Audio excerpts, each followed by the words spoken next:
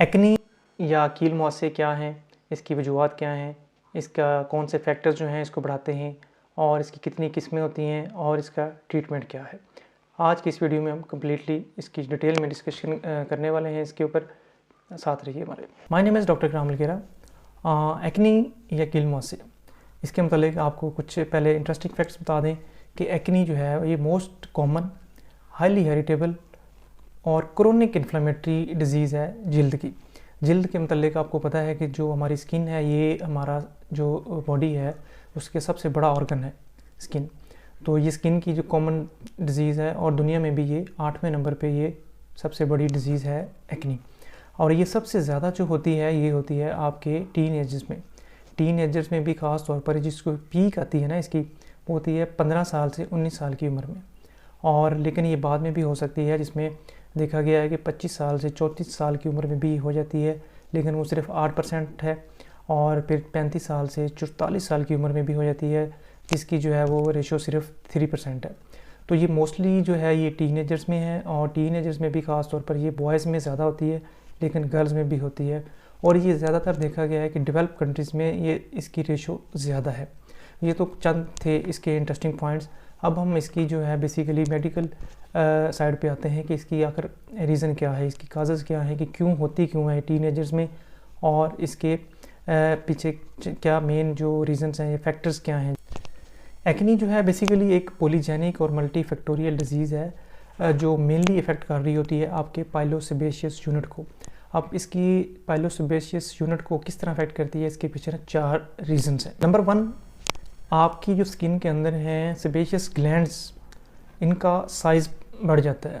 अब साइज़ जो है मोस्टली बढ़ता है आपकी जब प्यूबर्टी या एडोलेसेंस स्टार्ट होती है, यानी कि जब आप 14 साल या इससे ऊपर आप जाते हैं तो उसमें आपके जो हार्मोनल चेंजेस आती हैं, आपके एंड्रोजन्स जो हैं वो बहुत ज़्यादा बढ़ रहे होते हैं। तो वो बेसिकली आपके जो ग्लैंड्स होते हैं सेबेशियस ग्लैंड्स, उनका साइज़ जो है ना वो भी बड़ा कर देती हैं जो हमारी स्किन के अंदर होता है, और उनका जो नंबर ऑफ़ जो ग्लैंड्स होते हैं वो भी बढ़ जाते हैं।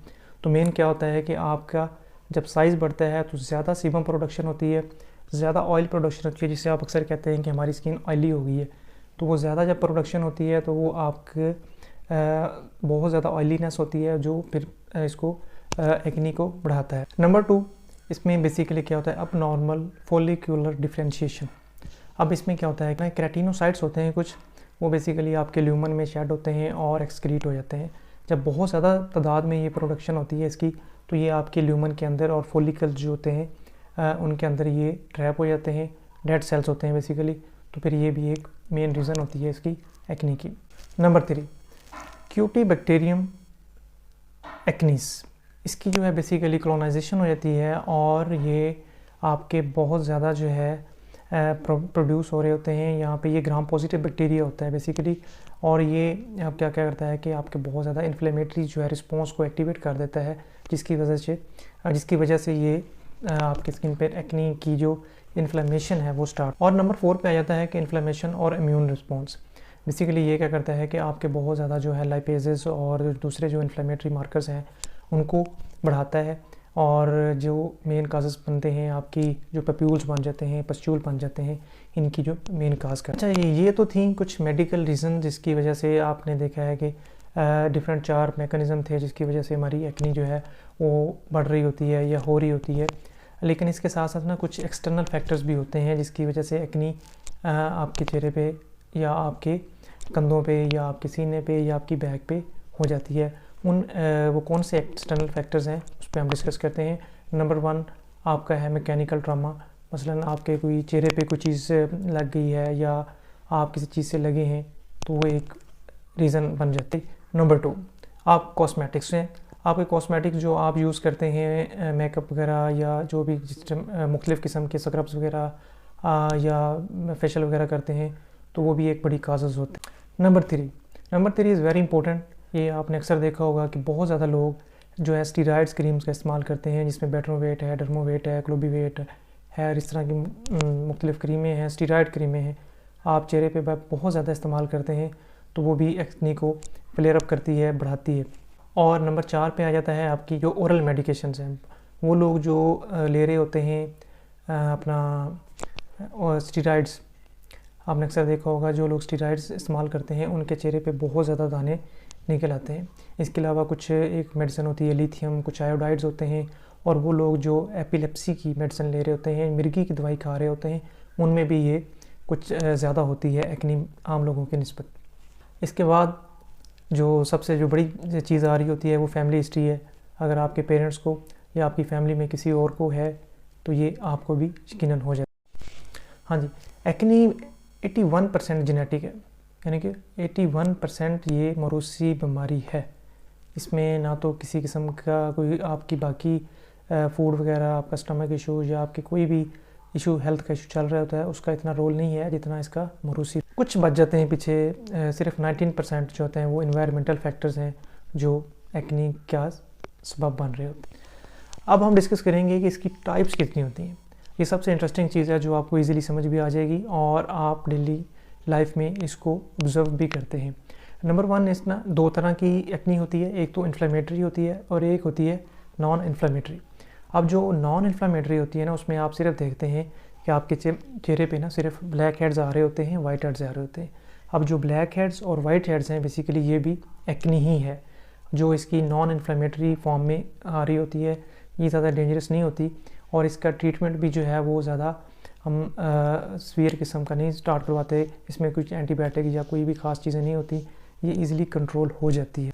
नंबर 2 हम देखते हैं कि नंबर 2 है इन्फ्लेमेटरी। इसमें हम देखते हैं कि आपके चेहरे पे बड़े बड़े दाने बनना शुरू हो जाते हैं जिसमें रेशा होता है, या फिर दाने जो है सिर्फ जो रेडनेस होती है वो हो जाती है, बड़े बड़े रेड रेड दाने होते हैं, मतलब पप्यूल्स हो जाते हैं। फिर उसके बाद जो पस्ट्यूल हैं, फिर उसके बाद जो है सिस्ट बन जाती हैं, और आखिर पे जो है नोडुलोसिस्टिक एक्नी होती है, जिसमें आपने अक्सर देखा होगा कि लोगों के ये सीने वाली जगह पे, कंधों पे, बैक पे और पूरे चेहरे पे बड़े बड़े जो है ना वो इतने मोटे मोटे दाने होते हैं और बड़े पेनफुल होते हैं।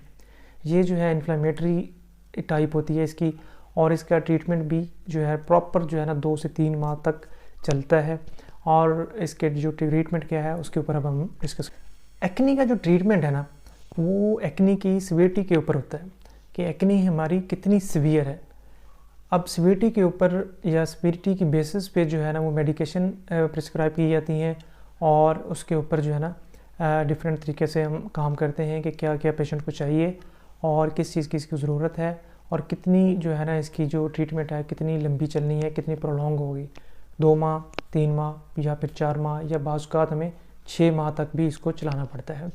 अब सबसे पहले बात कर लेते हैं जो आम नॉन इन्फ्लेमेटरी जो एक्नी होती है, जिसमें हम छोटे छोटे दाने देखते हैं, वाइट से ब्लैक हेड्स हैं या वाइट हेड्स हैं, या बिल्कुल बारीक से दाने नज़र आते हैं चेहरे पे, माथे पे या इन जगहों पे।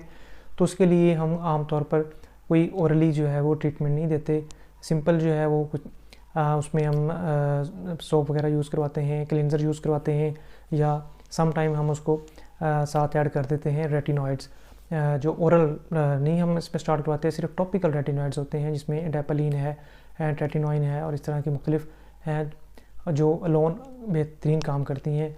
या अगर इससे थोड़ी सी ज़्यादा हो जाती है तो हम बेसिकली यही करते हैं कि जो रेटिनॉइड्स हैं उसके साथ हम ऐड कर लेते हैं बेंजोइल पेरोक्साइड को या एज़ोलिक एसिड को, या फिर इसके साथ हम ऐड करते हैं एक एंटीबायोटिक को। लेकिन ये जो ट्रीटमेंट है बेसिकली ये प्योरली एक सीवियरिटी बेस पे होती है।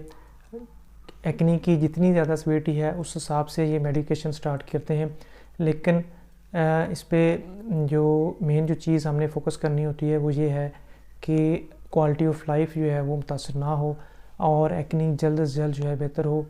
अब जितनी भी ट्रीटमेंट्स में एक्नी की, उसमें हमारा मेन गोल होता है कि जो पाइलोसेबेशियस ग्लैंड है, जो जहाँ पे मेन जो आ रहा होता है, डिफ़ॉल्ट आ रहा होता है, उसको हम ठीक करें। अब मोस्टली लोग क्या करते हैं कि ख़ुद से जो है ना वो क्लिंडामाइसिन और इस तरह के डिफरेंट लोशन जो आ रहे होते हैं वो लगाना शुरू कर देते हैं। अब वो एंटीबायोटिक लोशन है जिसकी वजह से वो अलोन यूज़ करते हैं तो उनके ऊपर आ जाती है, उसकी रेजिस्टेंस आ जाती है और वो काम करना छोड़ देते हैं। इसलिए जो चंद टिप्स हैं ना वो आप नोट कर लें कि कभी भी आपने चेहरे के ऊपर एंटीबायोटिक अलोन यूज़ नहीं करने। अगर आप मेडिसिन साथ नहीं खा रहे हैं एंटीबायोटिक, तो कभी भी आप इसके साथ एंटीबायोटिक लोन जो है चेहरे पे ना लगाएं। अगर लगानी है तो इसमें हम कम्बिनेशंस होते हैं, कुछ रेटिनॉइड्स के साथ होते हैं, कुछ बेंजोइल पेरोक्साइड के साथ होते हैं और कुछ एज़ेलिक एसिड के साथ होते हैं। मुख्तलिफ कम्बिनेशंस हैं, आप उन कम्बिनेशंस के साथ इस्तेमाल करें। पहली बात तो यह है कि आप खुद से कभी भी एक्ने का ट्रीटमेंट स्टार्ट ना करें, ये हमेशा आपके लिए बहुत ज़्यादा ट्रबल पैदा करेगा।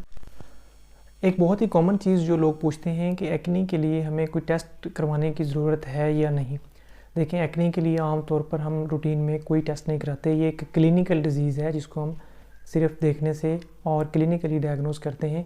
इसमें आम तौर पर ज़रूरत नहीं होती टेस्ट की। लेकिन अगर कुछ डिजीज़ हैं जिसमें पॉलीसिस्टिक ओवेरियन डिजीज़ है, जो कि एंडोक्राइन डिसऑर्डर है, जो हार्मोनल डिस्टर्बेंस हो जाती है, तो उसमें हम करवाते हैं इसके टेस्टोस्टेरोन लेवल चेक करवाते हैं, ल्यूटिनाइजिंग हार्मोन चेक करवाते हैं, फॉलिकुलर स्टिमुलेटिंग हार्मोन चेक करवाते हैं, तो मुख्तलिफ हार्मोनल प्रोफाइल करवाते हैं। बाकी रूटीन टेस्ट करवाने की आम तौर पर इसमें किसी किस्म की कोई ज़रूरत नहीं होती। और लास्ट वन थिंग कि हमारी जो फूड है, जो हम खाते हैं, जो चीज़ें ऑयली चीज़ें खाते हैं या बाकी चीज़ें खाते हैं, तो उससे ये बढ़ती है या नहीं। देखें, जो एक्ने है ये खाने पीने की चीज़ों से बिल्कुल भी नहीं बढ़ती। आम तौर पर हाँ, वो चीज़ें जिनका ग्लाइसेमिक इंडेक्स ज़्यादा है या शुगरी चीज़ें हैं या कार्बोहाइड्रेटेड चीज़ें हैं, वो चीज़ें खाने से एक्ने फ्लेयर होती है, ज़्यादा होती है, सीवियर होती है, जिसमें आपका कोल्ड ड्रिंक्स हैं, आपके जूसेस हैं, आपकी स्वीट्स हैं और बाकी जो शुगर कंटेनिंग चीज़ें हैं, कार्बोहाइड्रेटेड चीज़ें हैं, उनसे एक्ने फ्लेयर अप होता है। बाकी कोई भी अब तक ऐसी रिसर्च नहीं आई जिसमें ये बताया गया हो कि फ़लाँ चीज़ से ये ज़्यादा होती है। कॉमनली जो है इसमें प्रिकॉशनरी मेजर जो यही होती हैं खाने पीने में कि वो चीज़ें जो शुगरी हैं या मीठी चीज़ें हैं उनसे आप परहेज़ करें। बहुत शुक्रिया जी, अल्लाह हाफ़िज़।